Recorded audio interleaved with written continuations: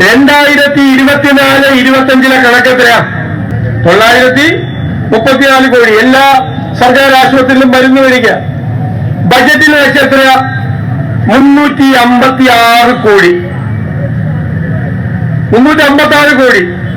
പിന്നെ ഒരു 150 കോടി കൊടുത്തു, ശരിയാ, കഴിഞ്ഞ കൊല്ലം. പക്ഷെ ബാക്കി എത്രയാ കൊടുക്കാനുള്ളത്? കഴിഞ്ഞ വർഷത്തെ 427 കോടി കൊടുക്കാനുണ്ട്. അതിന് മുമ്പിലത്തെ വേറെയുണ്ട്. ഞാൻ ഈ കഴിഞ്ഞ വർഷം ഇക്കൊല്ലം കിട്ടിയ ഉത്തരവുകൾ പറയണത്.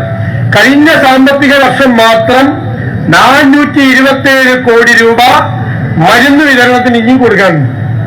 ഇനി ഈ വർഷം വെച്ചേക്കുന്നത് ആവശ്യമായ തുക 1015 കോടി രൂപ. വെച്ചേക്കുന്നത് എത്രയാ? 356 കോടി തന്നെ. അപ്പൊ 658 കോടി രൂപ ഈ സാമ്പത്തിക വർഷം വേണം. കഴിഞ്ഞ സാമ്പത്തിക വർഷം 427 കോടി രൂപ.